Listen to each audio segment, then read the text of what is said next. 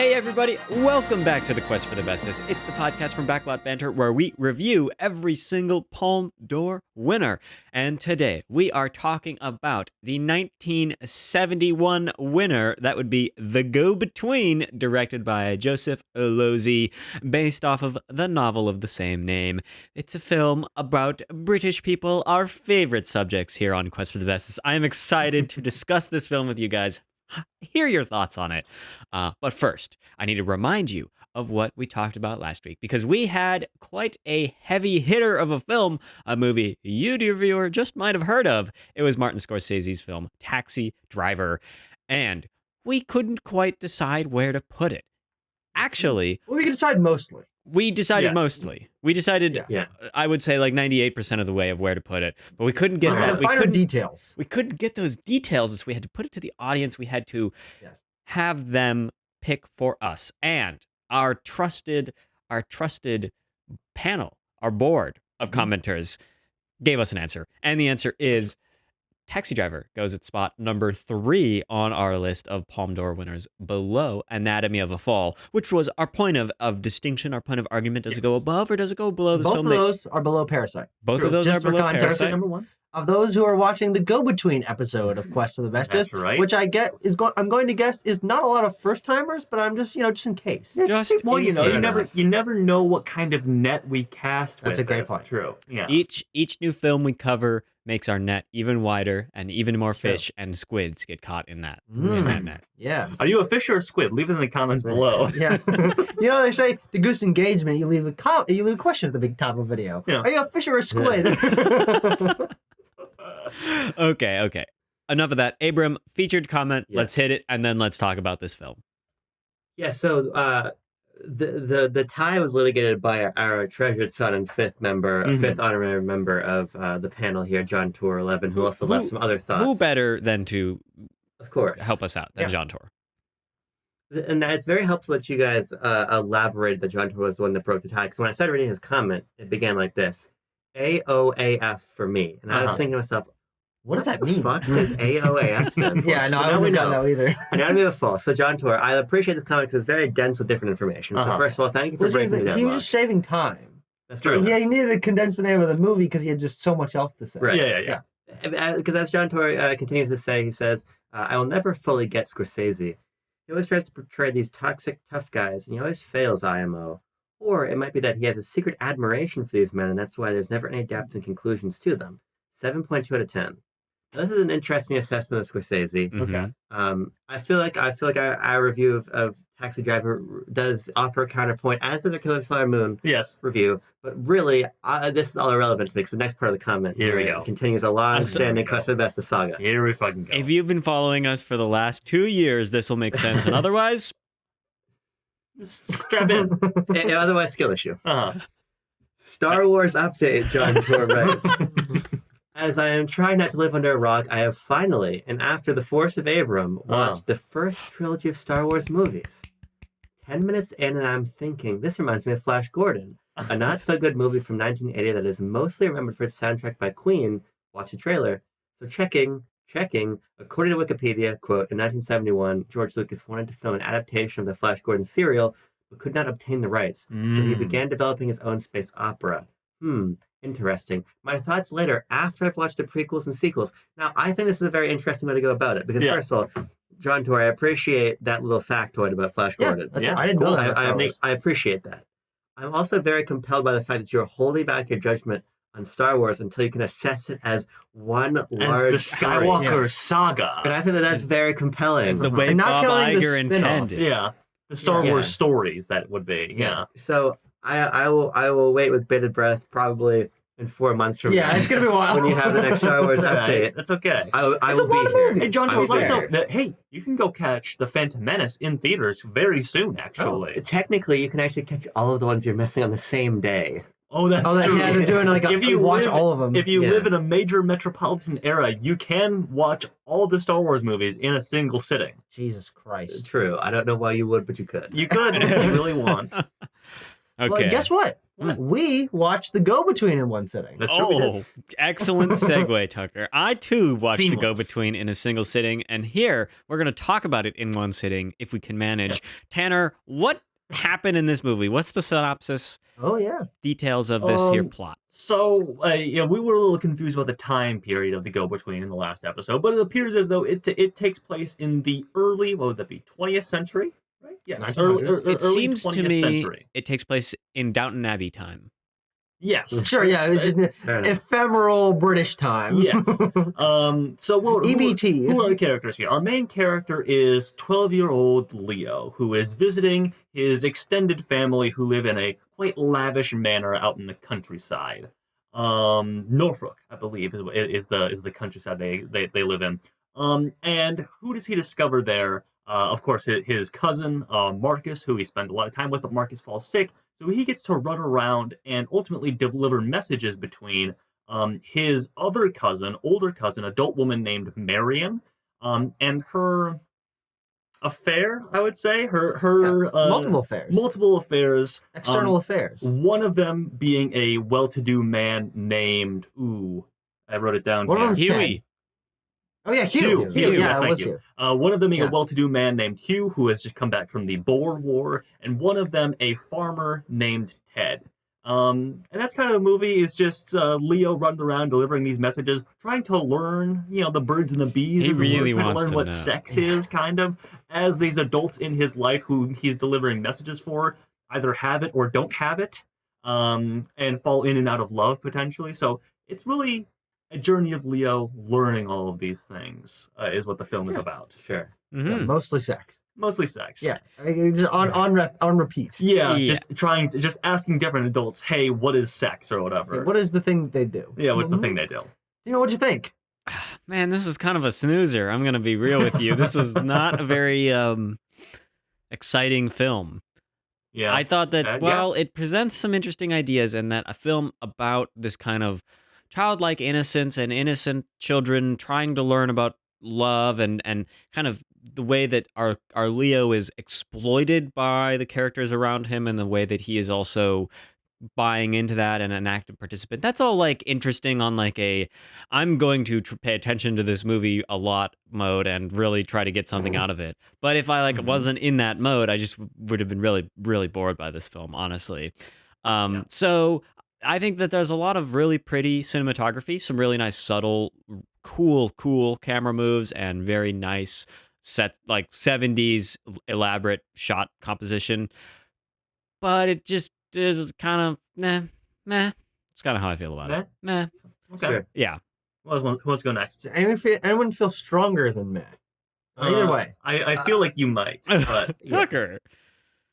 Oh, yes. Yeah. No, I do feel stronger than Matt. I think this is a poor film on an experiential level. I'm not going to assuage it for its technical quality. I think it's a totally competently made film, but on a connection between a artistic creation, the film The Go-Between, and the viewer, young spry gentleman named Tucker Hazel from modern America. Yep. I would consider there to be about 3 oceans worth of gulf between this. That's a lot of land for a go-between to cross between you and the film. There's a Pacific young Ocean, postman. Atlantic Ocean, and Indian Ocean. There you go. Those are the 3 oceans. Because I really did not enjoy this movie. And frankly, I found myself getting more and more frustrated by the film as I realized as time went on that it didn't really end up going any deeper. The ideas presented at the beginning of Leo's innocence and his bond with his family or disconnect from his family, and then his drive to want to learn more about what adults are doing, that is what is presented at the beginning, and that is as deep as the movie goes. And so that shallowness, I think, became more and more frustrating as the film progressed, and I felt myself like pushing back against the film, just wanting there to be something more engaging than on a very surface level. A lot of the visual and tonal conceits that this movie is built upon are just very, very not my style. Sure. The 1,000 aughts of British, pleasantries, Aristocracy. I find incredibly disinteresting. What cheek? That was kind of funny. Oh, there you go. What? Hey, And there's one moment. But no, I strongly dislike this movie. Sure. Abram, you want to go? Yeah, I don't know. I feel like I'm not really in a position to even comment on the movie. Well, I feel like all right, we'll see you later. Here's the reality. I feel that's the closest I have to ever come to recusing myself from my Quest episode because I was asleep for a lot of the movie. Okay. To be totally honest with you, and this is the challenge. I think. And by a lot, you do not mean a majority, because you were awake for a lot of it. We were talking to you for a lot of the movie. But the reality is, you were on your phone, I was asleep. We were talking over the movie. And I think that this is an interesting place for a Quest episode. I've been thinking about this a lot today.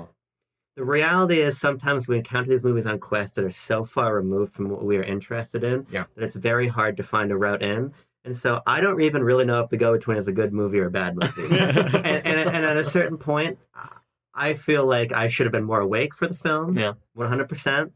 I feel like I'm not a good critic, but luckily I'm not paid to do this, so the bar is very low for me.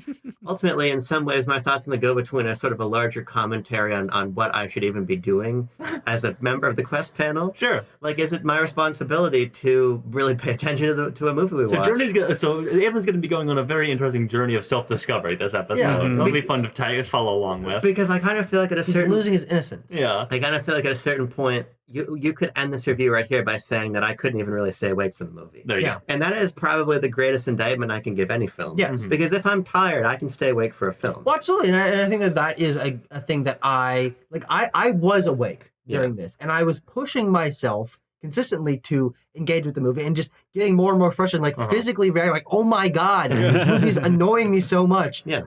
But if we were watching Taxi Driver or Parasite, you wouldn't have fallen asleep. It was the vibe, the slow pacing, and I would say the shallow and simple nature of this film that I think creates that sleepy atmosphere that not only you're disconnected, but led to you completely disengaging from it. Yeah, it was probably also cheesecake and beer I had with John Strickler before I watched. But also, because I do want to say, to be fair, I think that there's an interesting frame narrative here that ends up cropping up later on in the film. I agree with you, Timo. I think that there's almost like a Lawrence of Arabia-esque quality of the cinematography at times.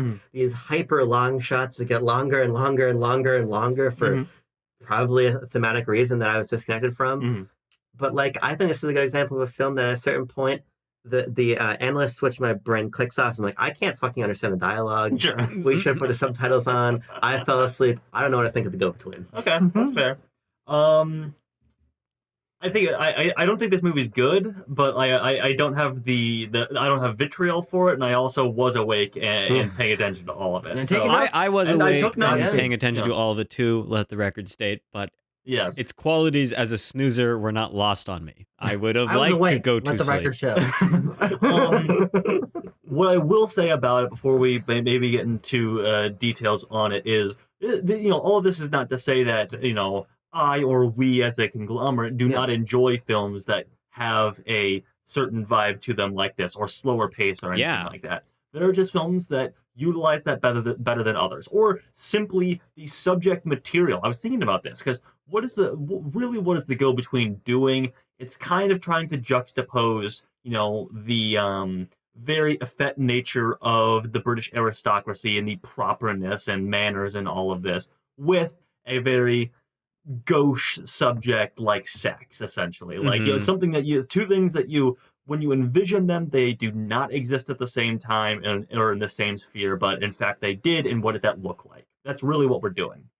And there are just films that do this much better. I think particularly of Stanley Kubrick's Barry Lyndon is a film that does this a lot Favorite. The Favorite, exactly. Yeah. Or if we were to go to potentially a man who we just discussed, Martin Scorsese's Age of Innocence does a very similar thing. All these movies from Tom Jones, cinematic masters. Yeah, and Tom Jones is a great example. Tom Jones a film also that we also does didn't it. It's better, worse. I think does this. It does the gross out thing more, which I think is more effective. Yeah. This one I think is maybe too restrained to get. I think it's a little bit too prim about it. Actually, the movie is about that juxtaposition, but I don't think I almost ever feel that the juxtaposition is pushing against the tone of the film, because it's in hushed moments and quick asides and whispered conversations that we're talking about this, which is all fine and good, but it means that the tension doesn't really bubble up until really the very end when the mother character gets involved and finds out about it. It's the 1970s, okay? Your European Film Festival. You can show a little bit of skin on screen. You can go the extra mile if you want to get to the point that you're talking about. Yeah. But this film, obviously much more interested in building this restrained, very chastised sort of aesthetic and vibe. And it's like that makes sense for, our main character, Leo, who does not know what sex is at all. Like, it doesn't even know the word for it. As far as he knows, it's called spooning, and it's something that horses do. Yes. Yeah, that's kind of the part in which I actually began, the film opens, and it actually takes us a fair moment to get to this central conflict, the central story idea of Leo passing the letters back and forth, which is incited by his curiosity about sex and wanting to know what it is. Because the movie starts not in medias res, but in medias nothing. Like, you start off like, I don't know who these people are. I don't know what the situation is. And it takes you 10 minutes for their, any dialogue of actual substance to introduce the concept or the characters. But I think that's fine. I don't need to understand it shows who these people are. characters I'm like, they're British aristocrats. Like, I don't give a shit. I mean, the reason I would say I disagree is because I think what we're talking about in terms of a film doing this kind of subject matter, good or bad, goodly or badly, is I think this does it poorly because I'm not interested in these characters because I'm not given any reason to know them any more specific than what you're saying. They're British aristocracy. That is the baseline. I want a little bit more than that to enhance my engagement to these people in particular, rather than just the stereotypes that they're based off of, which it takes. I mean, actually, I'm not even really sure if the movie ever escapes and that. That's what I was going to say. Is I think you frame that as like, well, we don't learn who our characters are in the first 10 minutes, so it sucks. Yeah. But the real issue is that you don't build across that for the next 2 hours. They don't really change that much or get developed further. I don't really feel like, especially any side characters, certainly, we learn their little gimmick, their little shtick, and that's who they are. The mother is the matriarch, and the father is the patriarch. The patriarch. I mean, I don't know. There's not really. That's all there is to know about those characters, I feel like. And it's fine and well if they aren't important characters, but they do end up being important characters at the very end. They're the ones who are sort of like in the birthday party at the end, especially the mother character, Leo's aunt. Drags him through and is like, I have to put a stop to all this, the go-between. The go-betweening of it all. Yeah. Or Marion sleeping with Ted, the lowly farmer. And you don't see a lot of her for the entirety of the film. Like, there is not a rising or boiling tension to her wanting to put a stop to this. Yeah. Yeah, and so where that rising and boiling tension comes from, I think, is Leo's desire to kind of to me, this kind of nascent, his learning about what love is. He's learning how it feels for himself because he's falling in love with Marion and is like, yeah, I'll do anything for you. Yeah, sure, babe. And so that didn't say that in British. He finds that out quickly, by the way. Yeah. That's actually one of the only things that happens genuinely in the first 15 minutes. He's immediately smitten. He's immediately smitten with Marion, who is lying in this hammock with a parasol. She's got her big hair around her, and she's in an elegant white gown and everything. And he's like, "Whoa, who is that? I don't even know these feelings I have, but I have them." And so I think that the conflict that interests me, that I care to pay attention to in this film, is some of the stuff that Ted says later in the film about not really wanting that to explain what the birds and the bees are to young Leo. Like, these characters, the repressedness of this society is, I think, very much reflected in their unwillingness to talk about what is actually happening to Leo. But I did find myself noticing, I'm feeling really bad for this little boy. I mean, I felt like he's really used in this film, and really the way that the other characters just use his naivete and his lack of knowledge about what is really going on between these adults, and we as adult viewers understand how these much more complicated emotions and these, it's sort of adultery. She's pretty much gonna be with the other guy.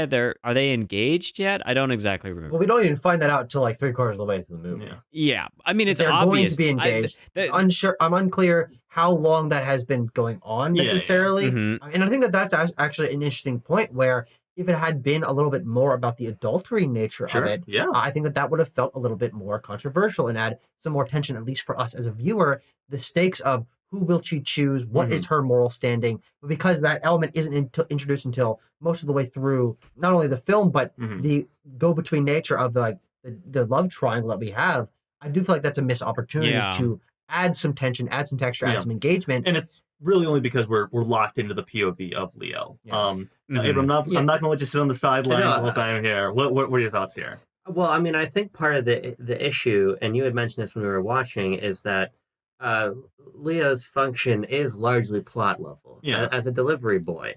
And I think part of the issue with that is we introduce this idea of Leo reconnecting with Marion later on in the film. I think that if we were to treat it as a more proper narrative and the film were to start with him reconnecting with her and there being some sort of prompting that makes this clear that Leo is upset about his loss of innocence and the exploitation that he faced, I think that would have added a little bit more urgency to the film definitely. Also. Yeah. I think part of the issue is that lack of urgency, because the sort of traditional class conflict I don't think is particularly compelling to me as a viewer anymore in this setting, especially not after you've seen something that is clearly taken quite heavily from the go-between like Saltburn. It's not a movie I like a ton, but it makes the class stakes higher. I don't think the class stakes feel especially high here. I don't think that you get a good sense until much later in the film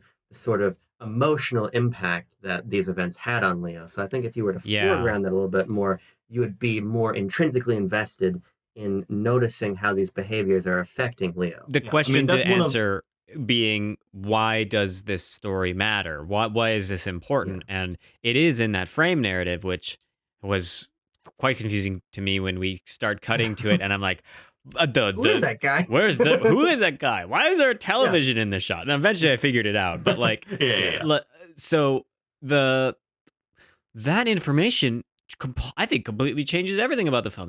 Leo hasn't gone on to really love anybody else in his life. He's much older. That Marion's grandson is related to Ted. Like, there's major implications of the story that are only told to us in this, flash forward, that I think very sparingly, and they're very interesting. What do they all mean? Like that's to me is some of the meat.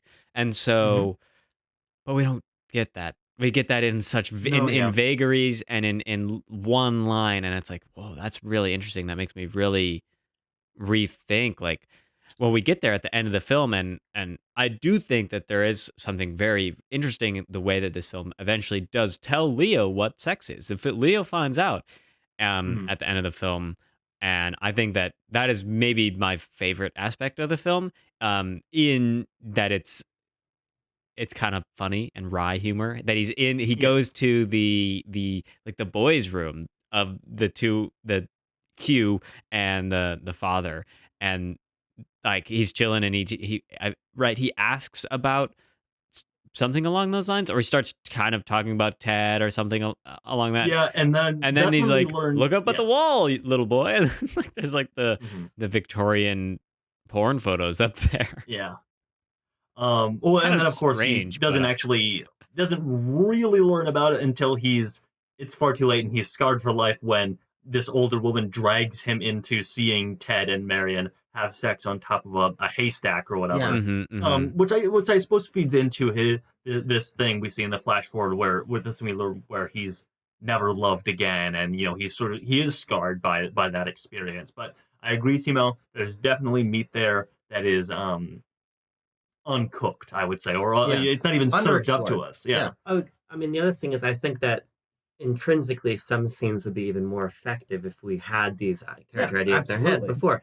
The one that stands out to me a lot is when Leo is standing by the big tree and he opens up the letter that I believe is going to Ted. Yes. Where he discovers the nature of the relationship. Yes, Marion has called Ted her darling. Yes. And that's like, which is so scandalous. Yeah, I see what's going on. Well, in the big flowy long hand and spaced out, and so romantic.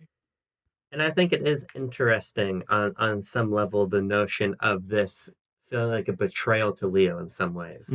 Because there is also this very odd and worth examining sexual dynamic between Leo and Marion. Like separating the hair, swim trunks, walk back from the bathing spot, I believe he calls it in the river. The watering hole, as we would call it here in the States. Yeah. Back by the creek. There is an interesting predatory element to the film too. And I think that if you are to register these scenes through the paradigm of the lasting effect they have on Leo, they become more powerful.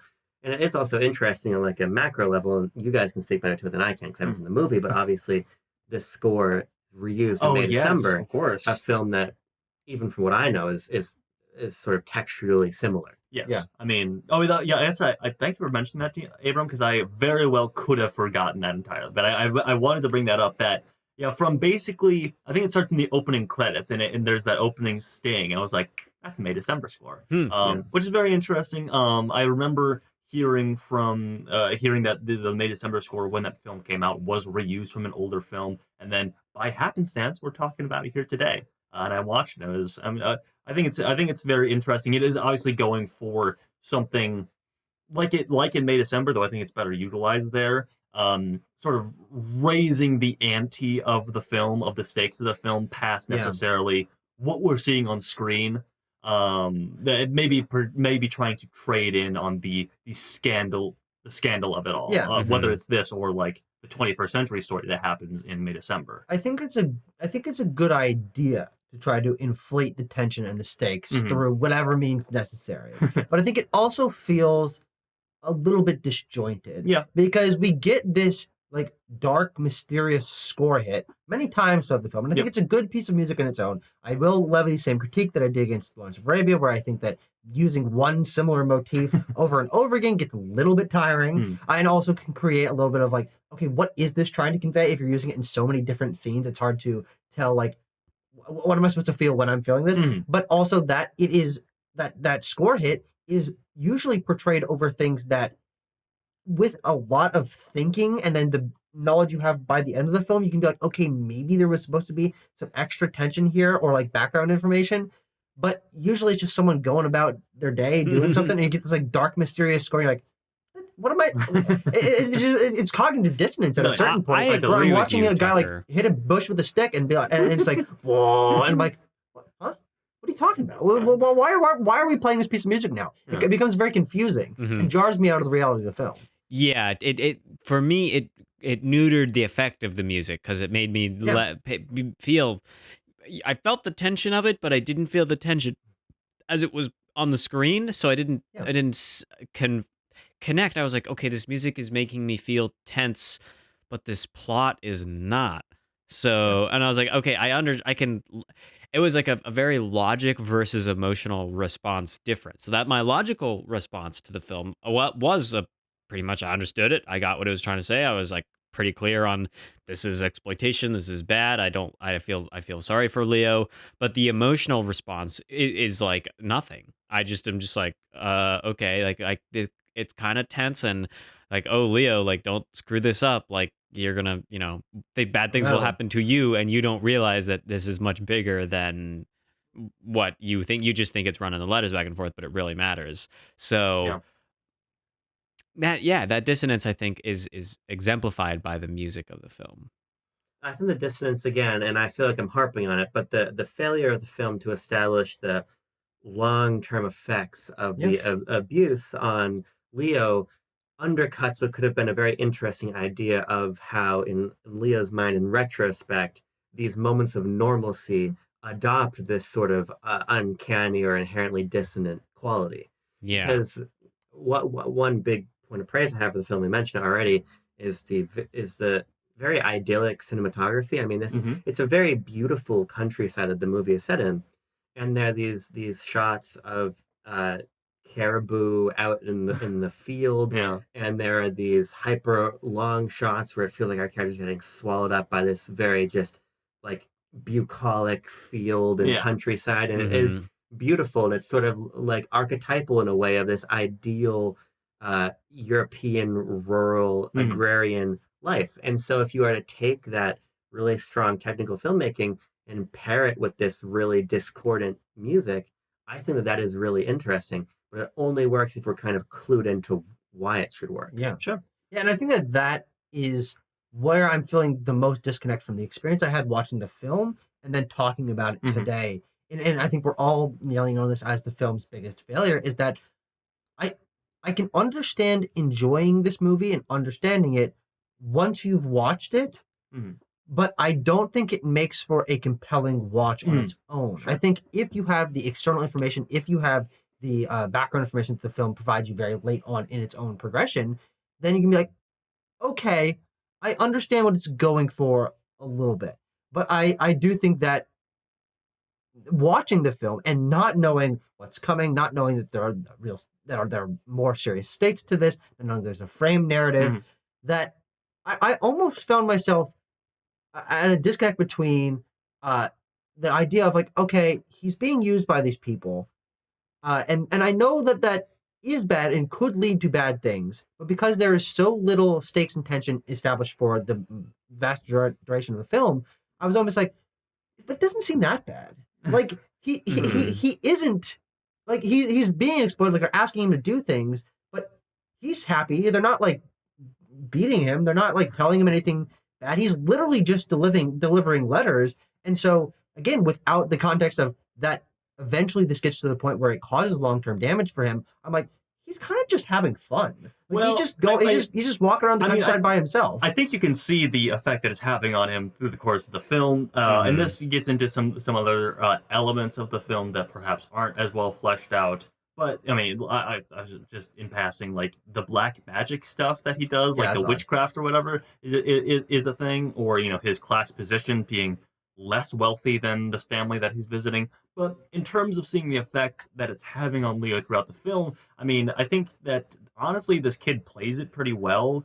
I mean, there's moments like what I have noted here, that when he learns that Hugh is marrying Marion, he has this very conflicted moment where the only thing that he verbalizes is, well, I'm glad about that. I'm sure I'm glad about that. Like, he doesn't know how he's supposed to feel about that in that moment. And I think there's a lot of moments like that when he's trying to get a straight answer out of Ted about what sex is, or when he's talking to Hugh and his uncle about what's going down with Ted and their relationship, and asking them what sex is. I think there's a lot of confusion to it, or juxtaposed with these moments where he's interacting with someone his own age, Marcus, or maybe who's like a year or two older than him, who's like, well, I know what sex is. And there's this, then it's a bit more of an even playing field, where like they're both trying to basically outdo each other with the secrets that they know. Like, I think there are those things throughout where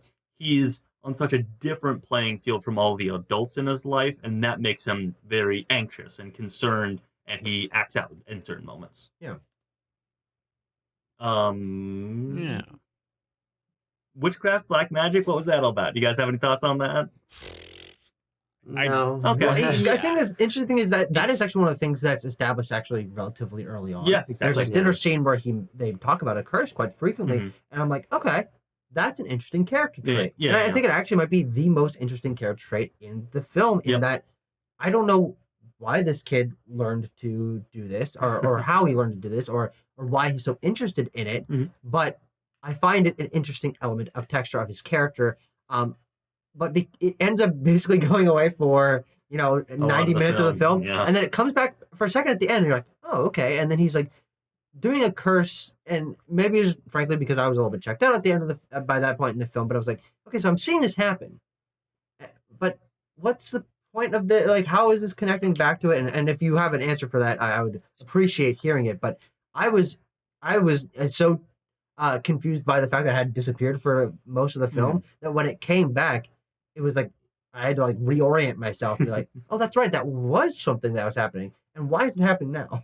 I mean, he doesn't go through with the thing that he was planning on doing with the, what were they called? Not Belladonna. Oh, with thank the you, nightshade. Belladonna. Yeah. Yeah. He like made like a nightshade poison tea basically, but then he flushed it down the toilet. I guess that's supposed to mean that he was gonna poison Hugh, but Maybe. he didn't. Yeah. I don't know. So I'm glad it wasn't just that I was checked absolutely, out. yeah. It isn't actually very well explained in the film. It doesn't result in Okay. anything. Yeah. Okay. I was expecting there to be a moment like, you didn't notice that? What's wrong with you? No, Tucker, it doesn't result in anything. Okay, fair enough. It's extremely frustrating, frankly. Because as you mentioned, that is a really interesting aspect of it. And I mentioned all these other films that have tackled similar subject material, and nothing like this is there. I mean, this is presumably a hardline Protestant family. We see them like doing this very strange thing that I've never seen before, where they say grace, but they all stand up out of their chairs, turn around, and then pray like at their facing outwards. They like, could be kneeling, not at the table. Yeah, it's very strange. But they're a hardline Protestant family, and this kid is doing witchcraft in their home, and they never catch him. And there's never any tension about it. There's never any disagreement about it. And the only thing that really comes of it is this beginning conversation where it's like, oh, a curse is a curse, of course. Yeah. Well, there's curses and there's curses. There's curses and there's curses, of course.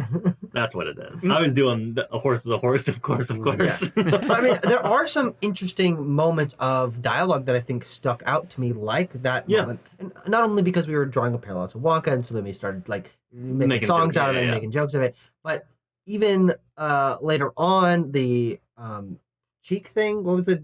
Diving. What cheek? What cheek? Yeah. There are these moments of dialogue, and then even later on, when Marcus, no, what's his name? Marcus. Okay, I was right. Yeah. Okay. Marcus is like teasing Leo, and he keeps saying something green bicycle, green. Oh, green. Because he's like, he's like, I know what Marion got you for your birthday is essentially what that is. He's the bicycle, green. Yeah, and there are these interesting moments, but I was very confused by basically all of them. The what cheek thing was obviously intended as more of a joke, and then we understood it as a joke.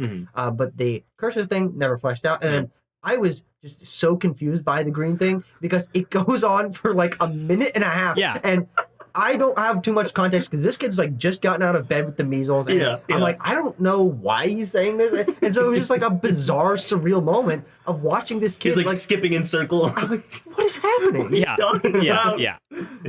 that's funny. Then Brits, you know, they're just something else, I guess. I think the movie's also too long. Okay. We play cricket for a really long time. We do cricket. Yeah. And Ted's good at it too. He's quite good. He's very good at it. Leo gets a lucky catch in there. It's an exciting sports movie moment. Yeah. Game ending catch. Yeah. I didn't even know you caught the ball in cricket. It was like the fire kill I did in Fortnite right before this. I noted that watching the most of a cricket match I've ever seen on screen. I noted that man, Wes Anderson really nailed it home with how stupid this is in Fantastic Mr. Fox, didn't he? When he does like this cricket parody thing in that movie. It's very good. Oh yeah, Yeah. I mean, obviously, there are these scenes that are not only. Well, that one's interesting because it also is giving us a little bit more into our male characters. Yeah. But I do think that a lot of the class conversation in this film is not particularly useful.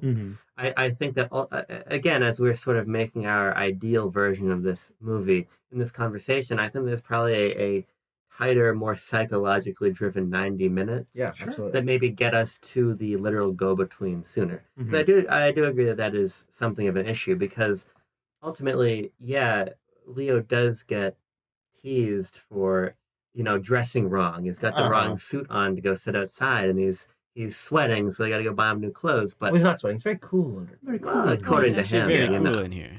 I think he might be lying at that moment. I'm not sure.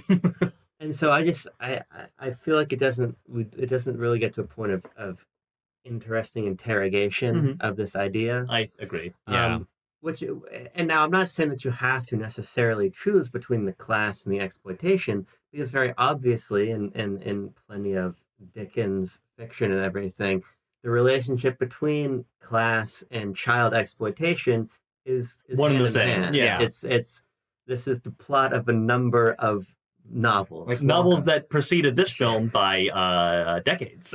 Yeah, and so I think that you can maybe make some sort of like intro to film studies thesis about the exploitation of him, paralleling some sort of larger workers' exploitation, considering he is essentially just doing a job. Yeah, but you have to really grasp at hay straws to get there. Because I think that the stuff film, is in there. while it has a lot to say about his exploitation, has very little to say about the class position of the family as a whole versus the farmer. They just kind of exist in the world, and nothing is said about that.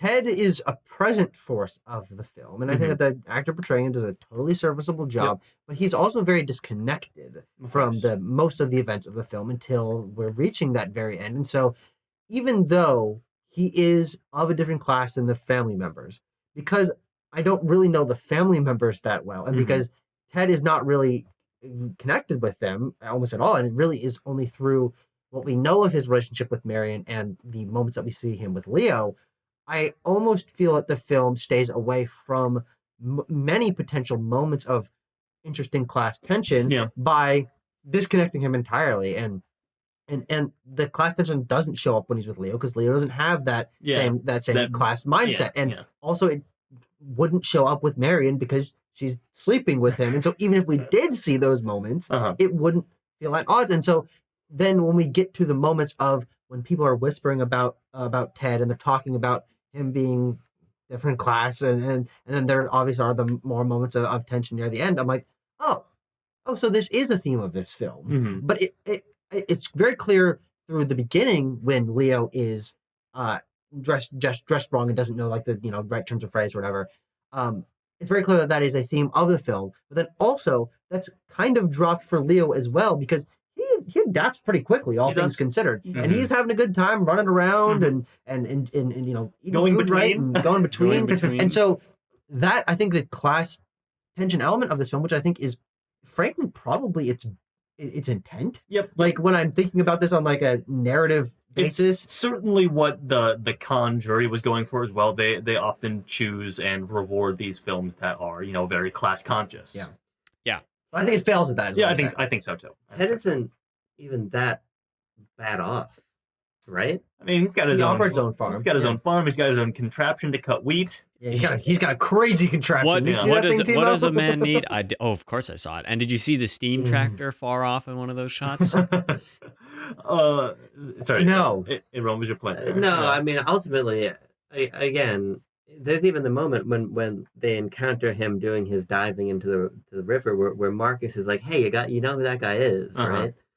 Was that a moment of, we shouldn't associate with him? Or I took it as some respect we should be having for this land-owning farmer of the area. Also it's the first time we see him, so I didn't really have the idea that it could be we should stay away from him. It might be that, but in the moment I was like, oh, he's just doing a sick-ass dive. I thought he was like a neighbor. I think it's just so much that he is so much the other to them that obviously the younger the kids are like fascinated with him. Sure. And I think to a certain extent they do make an effort to other him in other ways, like when he's I think there's these moments, the cricket scene, and then the talent show that when they sing after that are both these moments of Ted sort of emasculating the more aristocratic men, where he's fucking slamming homers or whatever you call it in cricket. Yeah. And then he's he bashing gets up wickets. there. Yeah, he's bashing wickets. Thank you.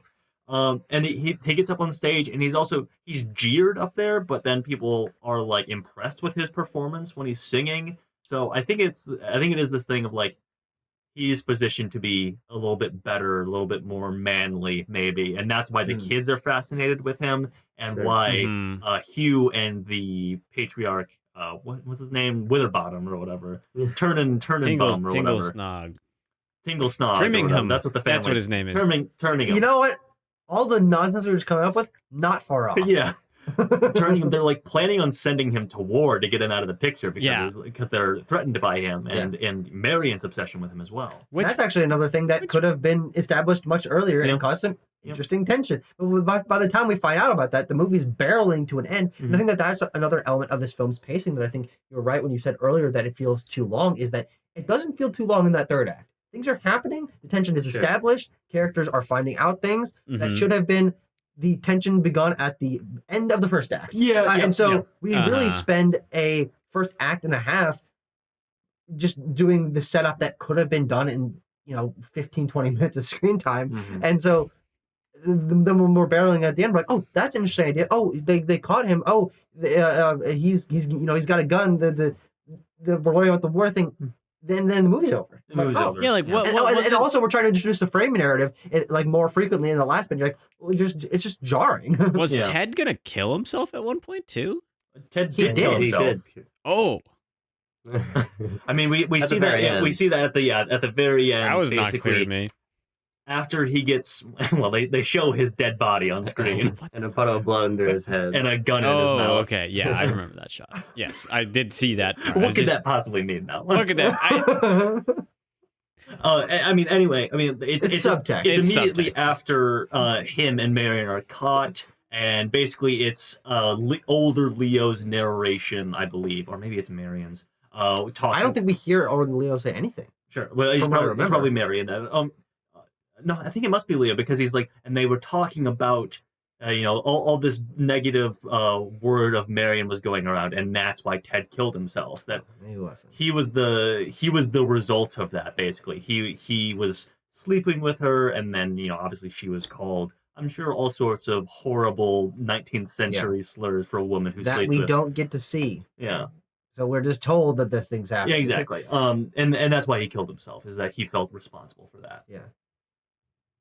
The word probably would have been strumpet. So yes, or no, what is it? What is she called in the Scarlet Letter? Whatever that is. I don't know. I think strumpet is from Shakespeare. Sure. Yeah. That does sound like a made-up word by the bard. I was looking through my notes to see if there's anything else of note to talk about here. Does anyone else have anything of note in this film? I don't have anything to say. I don't have anything else.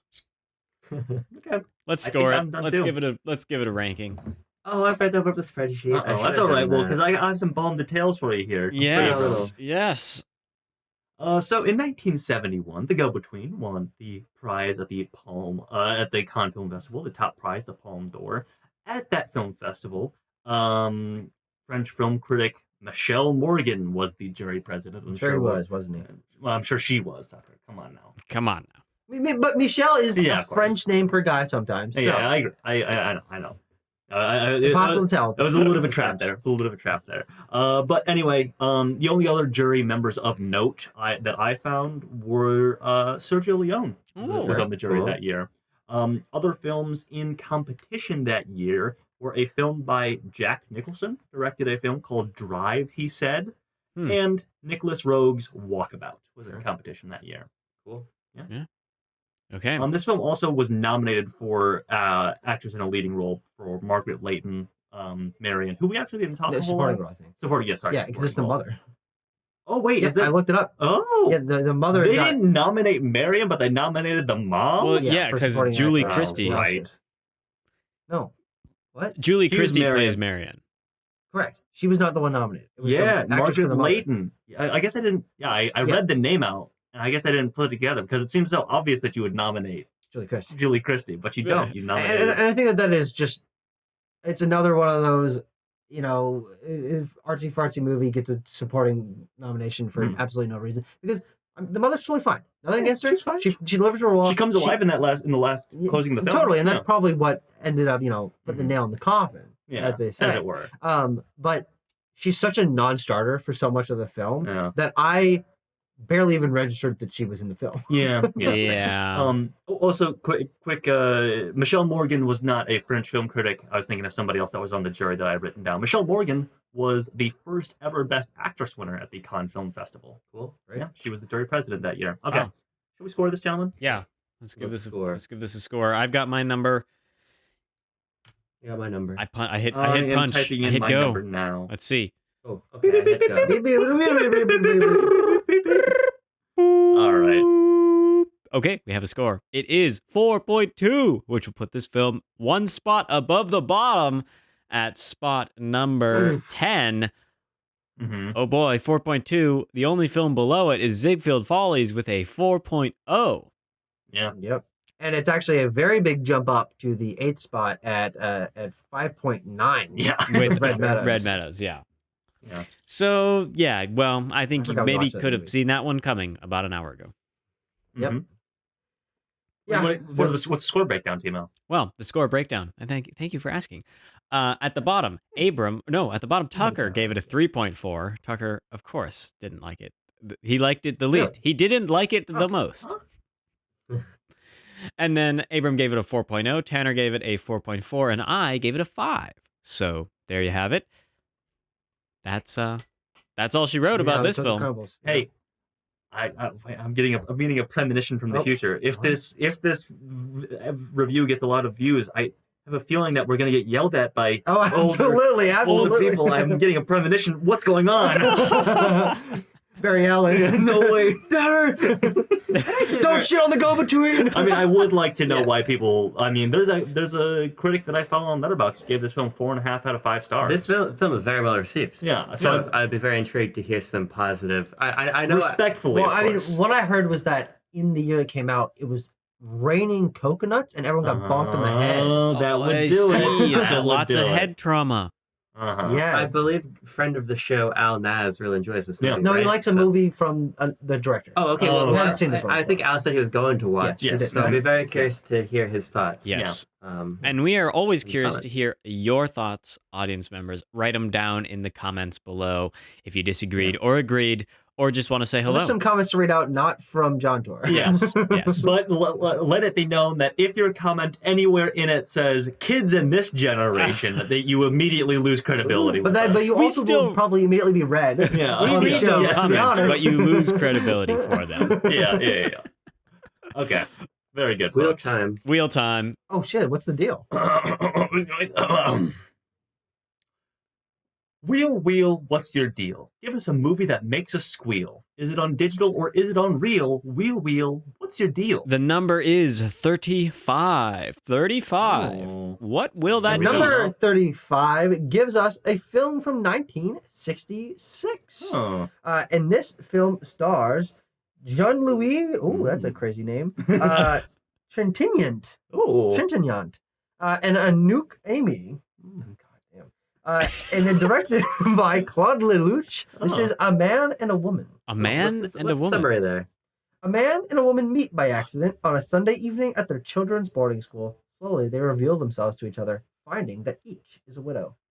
Well, one would be a widower, but you know. That's true. Semantics, really. Yeah. Okay. Runtime on that one. 1 hour. No. Sorry. 102 minutes, which is an hour 42. There you go. Perfect. Not bad. I like a little. Pithy. I like a little French, like. Claude Lelouch is gender the actual movie. director. Yeah, it's true. This sounds also a little bit like Before Sunrise, maybe a little bit, maybe sure. a precursor to that kind of film. Maybe a little French New Wavy, 1966. Yeah. That's right. Sure. Something to look forward to. Well, that will have to wait until next week when we will give it a watch and let you guys know what our thoughts are on it. Thank you for joining me to discuss this here movie, The Go-Between. We, you could say, are the go-between between the movies and the audience. You could Sure. say if you were French. You can say if you're not French. We You just did. Yeah. What if you're like 2006 era Nintendo? We. All right. Well, until next time, you guys know what I say. Stay cool, keep warm. Peace.